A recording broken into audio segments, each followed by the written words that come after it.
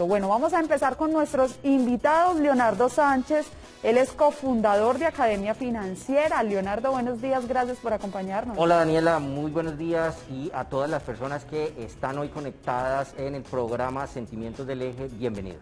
Bueno, Leo, empecemos a hablar de esas finanzas personales, cómo organizarnos, cómo calcular los ingresos que tenemos, los gastos que tenemos, tantas cosas que hablar, porque muchas veces decimos, es que la plata no nos rinde, es que me gano muy poquito, pero profundizamos en el tema y nos damos cuenta que somos absolutamente desorganizados. Entonces, primero que todo, ¿cómo entender esas finanzas y cómo organizarlas? Bueno, lo primero que hay que entender en el mundo de las finanzas personales es que de una u otra manera las personas dependemos de ser productivos. La productividad depende de la actitud con la que nosotros estamos afrontando todos los días nuestras circunstancias. Pues cuando tú consigues un nuevo empleo, empiezas a generar ingresos por primera vez. El desafío de tu vida va a estar en cómo vas a administrar esos ingresos el resto de tu vida para poderlos transformar en riqueza. Bueno, Leo, en muchos casos vivimos, como lo dices tú, de ser productivos, de recibir un sueldo, una remuneración por una actividad que estamos ejerciendo. Muchas veces tenemos que sacar gastos básicos, lujos, hay una cosa que se llama, que lo determinan como lujos, y también tener en cuenta un ítem muy importante, y es el ahorro. ¿Cómo distribuimos bien esa tabla para que quede equilibrada? Bueno, anteriormente en una familia el ingreso se producía a través de una única persona. Hoy en día las familias, varios miembros de los integrantes del núcleo familiar producen ingresos. Entonces, en ese orden de ideas, lo que una persona quiere organizar para tener claras sus finanzas, lo primero que debe hacer es tener en cuenta cuáles son sus prioridades mínimas esenciales para tener bienestar dentro de la familia. Las mínimas esenciales, por ejemplo, si tú vives en un lugar caliente, tener aire acondicionado, eso es mínimo esencial para tener un bienestar un buen familiar. Desarrollo. Exactamente. Pero hay personas que se enfocan primero en ahorrar, y el ahorro lo tienen mal interpretado, porque el ahorro es restringir toda una cantidad de cosas que le bajan la moral a la familia. Digamos que de una u otra manera hacen sentir a la familia incómoda, porque ya sí, no es decir, ya no salgamos a almorzar un domingo. Entonces, anulamos esa actividad, pero resulta que esa actividad viene siendo muy beneficiosa para el compartir familiar, para la unión. Bueno, diferentes cosas que se pueden hacer. Leo, la pregunta acá es, entonces, ¿cómo equilibra? O sea, ¿cómo ahorramos? ¿Cómo decimos este porcentaje del dinero que me está entrando lo voy a ahorrar sin cortar las actividades esenciales con mi familia? Muy bien. Lo primero que debes hacer entonces no es ahorrar, sino crear un fondo de riqueza. Eso es muy diferente a ahorrar. El fondo de riqueza te va a permitir tener ingresos para el futuro, no simplemente ahorrar para gastar en el futuro, que es lo que la mayoría de la gente hace cuando ahorra. Cuando le dicen a la gente, hey, tienes que ahorrar, lo que le están diciendo es, acumula ingresos para que te los gastes en el futuro. No, la idea es que tengas un fondo de riqueza. ¿Cuánto puede ser ese fondo de riqueza? Pues mira, si tú te ganas 1 millón de pesos, 2 millones de pesos, empieza teniendo por lo menos un 10 a un 15% de tus ingresos en el fondo de riqueza. Y el fondo de riqueza tiene que ir aumentando permanentemente. ¿Y para qué es ese fondo de riqueza? Pues para que esos ingresos que están dentro del fondo de riqueza se transformen en nuevos ingresos, no en nuevos gastos. Bueno, información importante que hasta ahora nos entrega Leonardo. Recuerden que estamos hablando de cómo planear esa vida financiera a nivel personal, pero también cómo hacerlo cuando estamos emprendiendo. Sabemos y hemos visto los casos de emprendimientos. Ahorita en esta emergencia sanitaria, la gente pues sin trabajo, en condiciones difíciles, decidió emprender y decidió hacer actividades, y de esto vamos a hablar más adelante, Leo. Pero hay unos pasos claros para tener definida esa educación financiera y esa estabilidad financiera. ¿De cuáles estamos hablando? El primero de ellos, Dani, tiene que ser, y no hay tutía, como decimos en nuestra región para eso, el primero tiene que ser invertir en inteligencia financiera. Tus acciones no pueden ser más inteligentes que tus pensamientos no pueden ser más sabios que tu entendimiento, y tu entendimiento no puede ser más sabio que el conjunto de creencias que te han conformado. La mayoría de las opiniones que las personas tenemos respecto al dinero han sido formadas por el conjunto de creencias que otras personas nos han fundamentado o nos han sembrado. Entonces, el primer paso tiene que ser invertir financieramente en ti, desarrollar la inteligencia financiera. El segundo paso tiene que ser entonces establece cuáles son tus gastos mínimos esenciales para tener bienestar en tu familia. Y el tercero es trázate metas financieras para reproducir el dinero en el futuro. Yo creo que hay muchos postulados respecto a esto, pero podemos quedarnos con estas tres posibilidades, que es como lo mínimo para tener un bienestar y para poder avanzar en el futuro financieramente. Y para no complejizar las cosas, porque hay muchas teorías. Sí, claro, podemos hablar de 20, 30 pasos, pero realmente llevarlo a la práctica, pues esto sintetiza y de alguna manera organiza todo lo que una persona necesita. Primero que todo, hay que estructurar la cabecita. Exacto, mira, esto es tan importante. El grado más alto de analfabetismo que hay en el mundo hoy no es en saber leer o escribir. El grado más alto de analfabetismo es en inteligencia financiera. Tú te encuentras ingenieros, médicos, abogados, administradores de empresas, contadores, inclusive personas que han estudiado para temas financieros, conocimiento, con problemas financieros. ¿Por qué? Por falta de inteligencia financiera. Y la inteligencia financiera es completamente independiente a la inteligencia académica, adquirida en nuestro entorno académico. Lo que aprendemos en el mundo académico casi que nunca está relacionado con el mundo real, o sea, está relacionado con el mundo de la academia. Sí, pero claro. El mundo real es completamente diferente cuando tú llegas a desarrollar estos primeros conceptos en materia de todo. Entonces, eso es lo primero, esos tres pasos. Leo, y esto que dices es muy cierto porque vemos personas, maestrías, doctorados, gente pues con títulos académicos muy altos, pero financieramente muy desorganizados, y es un desafío para todos, y lo digo para todos porque me incluyo, porque es que a veces decimos que hice con la plata, no me rinde la plata, no me rinde el sueldo, se me esfumó la plata y resulta que no, que somos muy desorganizados, que no tenemos esa estructura mental y por consiguiente, pues lo siguiente, valga la redundancia, los siguientes pasos van a ser un desastre. Hablemos, Leo, de a la hora de emprender, ¿qué se debe hacer? Porque hay un manejo totalmente diferente. ¿Cómo nos estructuramos para un emprendimiento? Bueno, ya cuando somos emprendedores, y nosotros como empresa, por ejemplo, somos emprendedores y le enseñamos a la gente esto, nosotros llevamos 10 años entrenando personas en emprendimiento y a niños desde los 6 años. Tenemos un programa de emprendimiento infantil también. Ahorita me gustaría hablar el tema de los niños, claro, también, porque desde pequeños se debe inculcar eso. Exactamente, qué chévere que lo podamos tocar. Pero cuando se trata de ser emprendedor, lo primero que tú tienes que pensar es en tener un producto mínimo viable. Porque los emprendedores solemos inventarnos cosas, desarrollar y tenemos 10, 20 posibilidades para generar ingresos, pero nunca estamos estudiando ahí. Mi producto mínimo viable tiene que tener unas características: que sea el más rentable posible, que menos costos de producción implique y que tenga la mayor posibilidad de expandirse en el tiempo. Porque a un emprendedor lo que le interesa, número uno, es cómo vendo más, número dos, cómo gano más, y número tres, cómo optimizo mis recursos para volverme más productivo. Entonces tú puedes tener una empresa que facture 50 millones, pero tus costos de operación son 45. O puedes tener una empresa que facture 50 millones, pero tus costos de operación son 5. Entonces, ¿cuál de los dos es más productivo y más rentable? Claro, tus costos de operación 5 y facturar 5, o sea, hay un margen impresionante y una brecha muy grande. Claro, la diferencia está en que uno de los dos se enfocó en potencializar su producto mínimo viable, en entender que ese producto deje el mayor margen de rentabilidad posible y en desarrollar las estrategias comerciales ideales para ampliar sus ventas. Y al hacer ese proceso, pues se vuelve más rentable y más productivo y obviamente tiene mayor bienestar como empresa.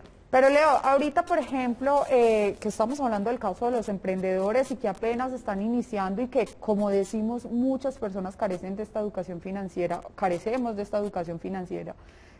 ¿Cómo llegar a ese nivel de concientización y de reflexión para que las personas entiendan que la planeación financiera es vital en un emprendimiento o en la parte personal?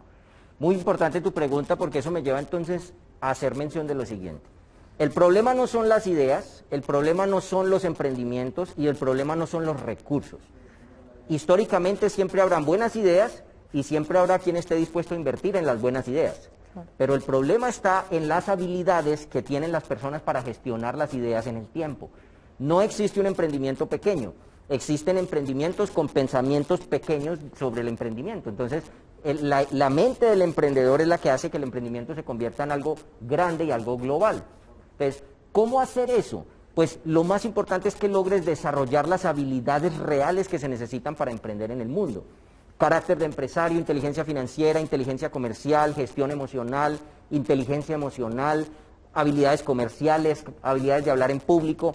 Todo eso hace que un emprendedor, independientemente de las circunstancias que esté viviendo, se vuelva productivo en el tiempo y pueda desarrollar esos conceptos y esos criterios que tú me preguntas, cómo empezar a desarrollarlos para poderse mantener y sostener en el tiempo como empresa. Bueno, Leo, por acá ya tenemos participación de nuestros televidentes. Les comentaba que tenemos la línea activa 312-717-4980 y en Facebook también nos pueden escribir, hacer las preguntas. Nosotros por acá inmediatamente se las transmitimos a Leo. Por acá ya tenemos participación, dice, nos hizo falta la pedagogía en casa, el colegio y la universidad, el ahorro y manejo administrativo de nuestras finanzas.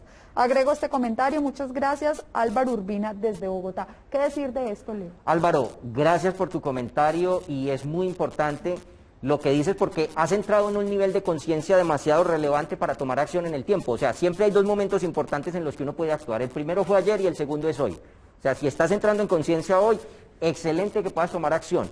Tu caso es similar al mío. Yo tuve muchos valores dentro de mi familia muy bonitos, maravillosos, pero mis padres no me podían enseñar valores empresariales porque ellos no eran empresarios, ellos eran empleados. Me tocó consolidar y construir mis propios criterios sobre la vida respecto a lo que yo quería hacer en el mundo del emprendimiento y en el mundo de los negocios. Y es la razón por la que hoy, como empresa, como Escuela de Líderes es una universidad para emprendedores, esa es la empresa que tenemos nosotros hoy.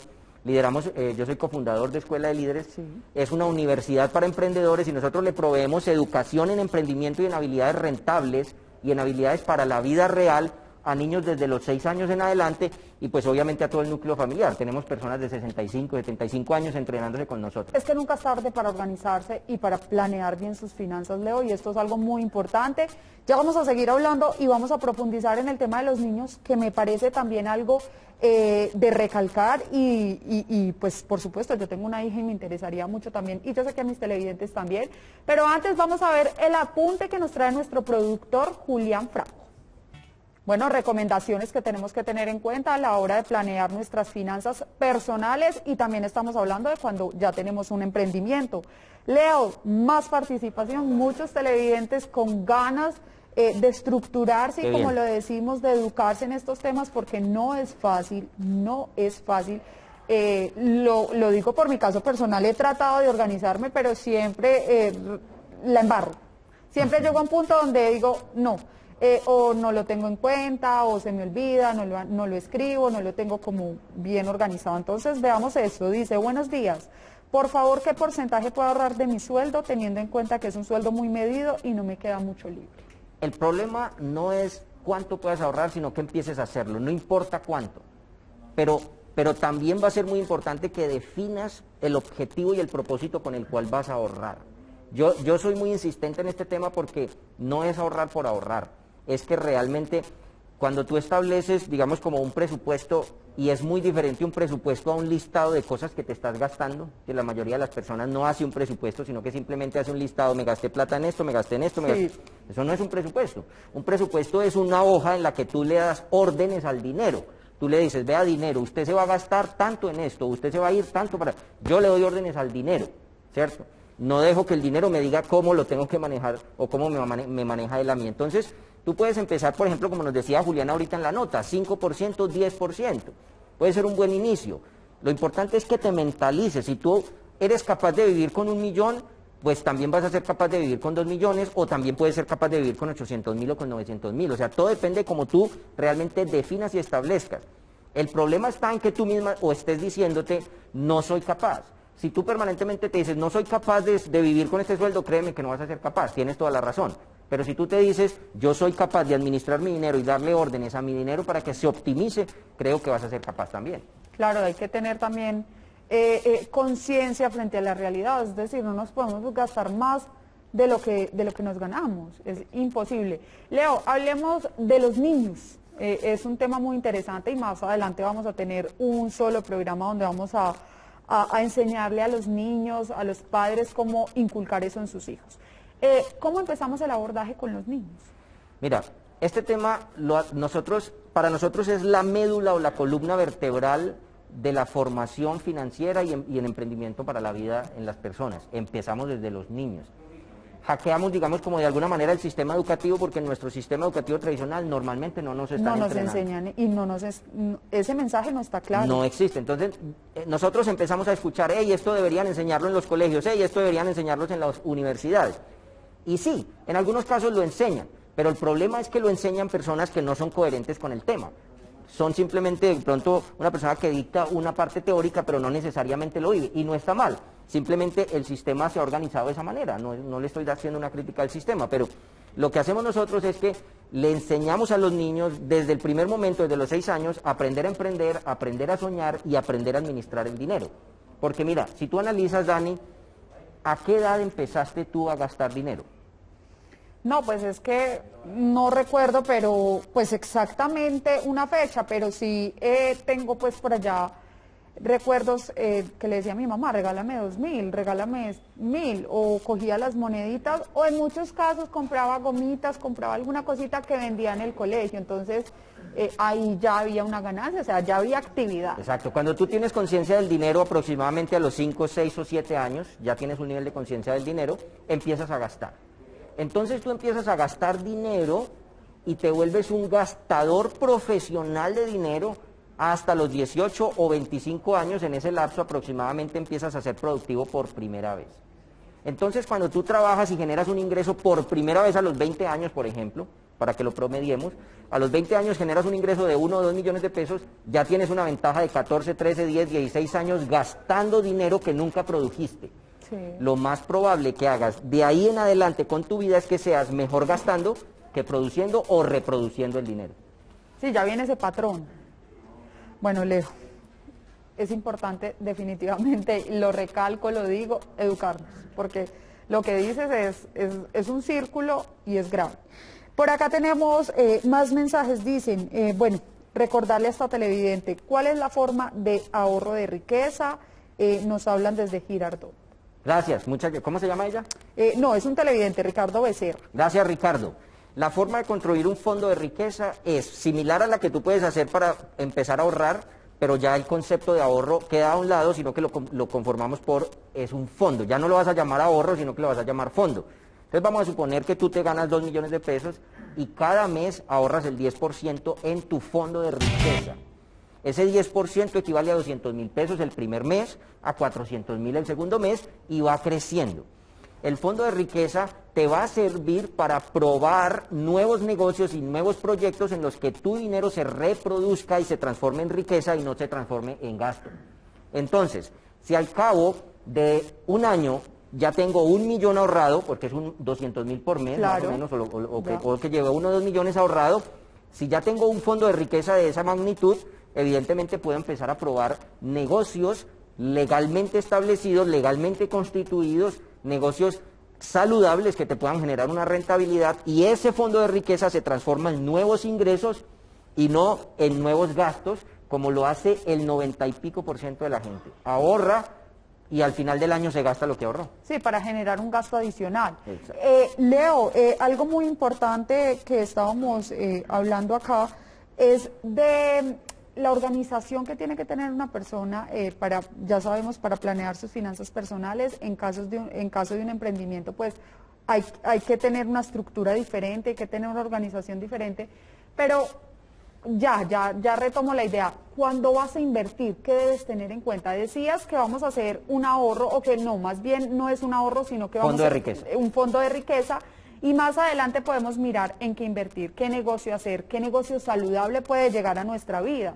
Pero, ¿qué tenemos que tener en cuenta a la hora de invertir? A la hora de invertir, lo primero que tú tienes que tener en cuenta es cuál es tu perfil de riesgo y tu perfil de inversionista. O sea, tienes que conocerte como ser humano a nivel emocional. Muchas veces no nos conocemos. Entonces, la mayoría de las personas dicen, hey, yo quiero invertir, pero no quiero perder dinero. Eso es algo parecido a decir, hey, yo quiero hacer ejercicio, pero no quiero que me duelan los músculos. No, es imposible. Sí. Tienes que pasar el proceso y no estoy diciendo que siempre invertir implique perder dinero, pero sí implica que vas a tener un aprendizaje. En las inversiones, el riesgo es directamente proporcional al desconocimiento que tú tienes sobre el negocio. La mayoría de la gente no invierte porque tiene desconocimiento sobre las cosas. Claro. Pero en la medida en la que tú adquieres conocimiento sobre un área, y en este caso estamos hablando específicamente de las inversiones, vas minimizando el riesgo. Cuando tú conoces más una alternativa de inversión, el riesgo desaparece. Yo no te voy a decir en este momento en qué invertir porque tenemos muchas posibilidades para invertir y eso va a depender de tu perfil de riesgo, de tu capacidad de inversión y de varias cosas, o sea, ya es un tema más como... Sí, ya vienen las aptitudes, bueno, analizar a la persona. Exactamente, ya es un tema como más centrado. Digamos que, por ejemplo, algo que hacemos en Escuela de Líderes es que le enseñamos a las personas a conocer su perfil de inversionista y qué posibilidades tiene para invertir. Pero en este momento y como está la economía, tengo que decirte, desde $100 puedes empezar a invertir. O sea, no necesitas tener muchos miles de dólares para invertir, como son mitos que las personas creen, ¿eh? Yo necesito tener $50,000, $200,000 para empezar a ser un buen inversionista. Esos son mitos. Desde $100 puedes empezar a ser productivo o incluso menos. Bueno, Leo, más adelante, porque a Leo lo vamos a tener en próximas oportunidades, también quiero que hablemos de las inversiones en negocios multinivel, en empresas multinivel, que lo estamos viendo mucho, lo estamos viviendo mucho, pero hay todavía mucho desconocimiento, hay mucha desinformación y acá queremos buscar eso, claro, buscar orientarlos. Por acá tenemos saludos, dice Liliana Orozco, un tema muy interesante, debemos programar nuestros gastos. Pedro López dice, deberían de incluir desde la educación básica, secundaria o universidades el tema financiero. Leo, quedamos comprometidos para una próxima oportunidad. Gracias a ti, Dani, por la invitación y gracias a Telecafé y al programa. De verdad que pues cuenten con nosotros en lo que podamos aportar y nos encanta poder ayudar a la comunidad en estos temas. Muchísimas gracias. Saludo a Daniel Torres que nos saluda por el chat de Facebook. Leo, datos de contacto. Ok, nos puedes escribir en @escueladelíderes.co en Facebook o en Instagram. O puedes conectarte www.escueladelíderes.info, no es .com sino .info, www.escueladelíderes.info, nos puedes conectar, ahí están todos nuestros datos y rápidamente entrar en conexión con nosotros. Tenemos una oferta espectacular para todos los emprendedores. ¿Puedo hacer una pequeña...? Claro, Leo. El próximo 16 y 17 de abril vamos a celebrar el Día del Emprendedor y estamos desarrollando un bootcamp, que es un campamento virtual enfocado en inversiones y en productividad para emprendedores, herramientas de productividad y cómo ser inversionista desde el principio, o sea, inversiones para principiantes. Así que tú estás invitado, conéctate con nosotros y escríbenos que podemos hacer algo ahí. Así es, la invitación es para todos ustedes, los datos de contacto de Leo quedan ahí también cargados en nuestro Facebook.